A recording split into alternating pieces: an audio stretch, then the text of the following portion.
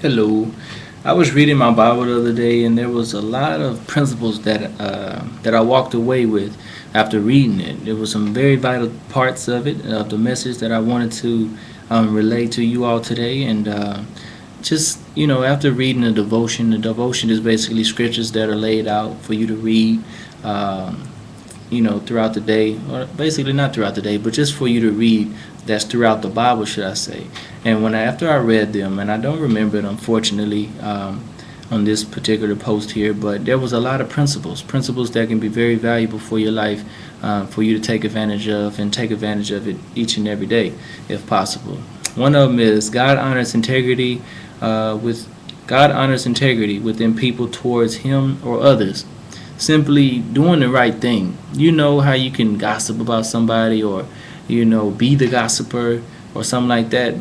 That's a lack of integrity. Integrity simply means um, being being a nice person is just a basic definition, but integrity means that you have values in life. You have morals, great morals, things that you live up to. You treat people well, and it's basically no fault in you. When people look at you, they say that's a great person. Whatever a great person is to you, that person probably has a lot of integrity. If it's in a positive genre. The next one says God desires for us to be selfless, willing to sincerely serve one another. Selfless means don't focus on yourself all the time. It's not all about you. Be willing to serve somebody else. Be willing to do something for somebody else, even when you don't feel like doing it. That's a very hard thing, but it's the very thing that God desires for us to do, and that He really does enjoy seeing, because His Son Jesus Christ had did it for us. Having to give up His life so that we may have life and grace and mercy and a second chance in life versus before that when you just die when you do something bad. I'm very thankful for that. So I would definitely love to have the opportunity to do that for somebody else. God desires for us to be humble, not afraid to be humiliated. It's a very tricky principle there. God desires us to be humble. The first thing that comes to my mind is somebody that almost the entire world knows, and that's Barack Obama. Barack Obama seems to be, and he's full of integrity as well, a humble person. To be the first black president, naturally, I would say you have room to boast, room to brag, room to just act like you all that.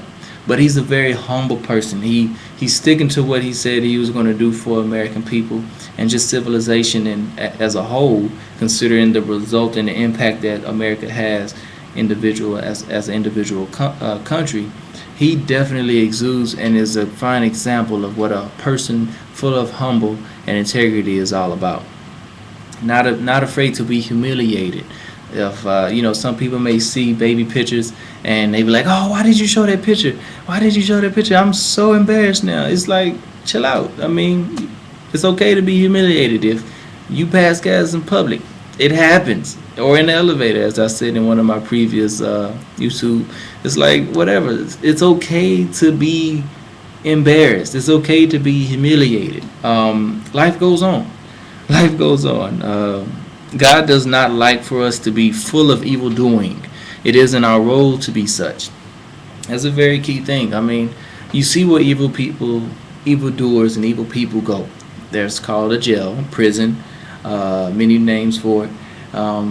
However, it only gets you in an area that's not positive. It only gets you in the bad light. It only takes you towards a negative fork in the road. You know what I mean? Why would you want to consistently do it?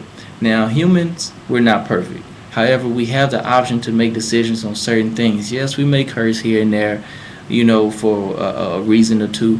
However, it's not encouraged by God, of course. But like I said, we're not perfect. That's when God's grace and mercy falls into the place. So never think that God wants you to walk like a robot and be all stiff and hand out Bibles all day. That would be a wonderful thing, handing out Bibles all day. But God wants us to be humans. He doesn't want us to be, okay, God can forgive me for any bad thing I can do. That's the wrong approach. That doesn't show up how much of integrity you have either. Um, Another thing here is it says God is the judge. He ultimately decides what's going on and what's going to happen for the evildoers.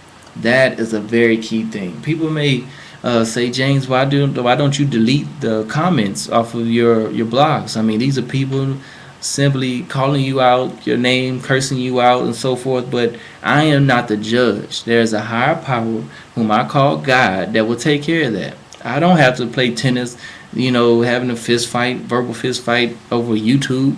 How that's silly. Now, what that does do, that encourages me to make more videos, because that person is simply not aware of the truth that I will consider the truth. However, their views is their views. Now, as far as the disrespect, that's another thing. But God will handle that. The next point is says God will have to get evil if need be to get us in line. God will get evil to get us in line. It's like a parent.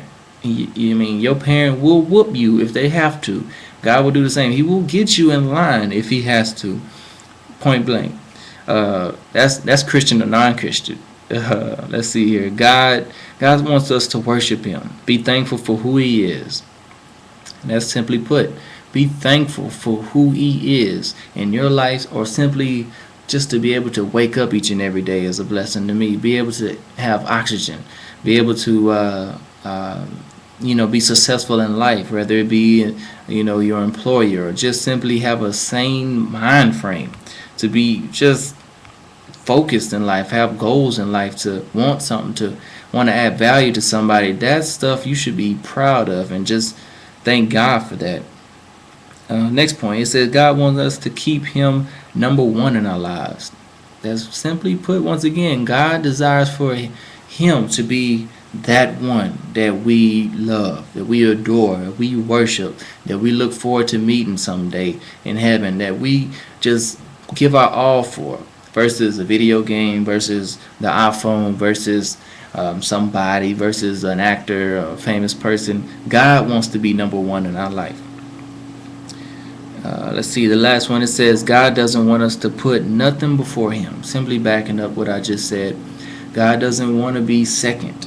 He doesn't want your wife first, or your spouse first, and then him second, or your child first and him second, or your dog or somebody. No. Keep God first. Keep him number one. Be full of integrity. Be a humble person. Allow the haters hate, but God will take care of them.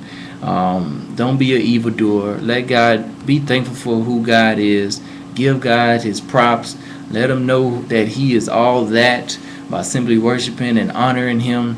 Be thankful for him. I probably said that many times throughout this. Pray to him. Ask him to help you in areas. Read your word.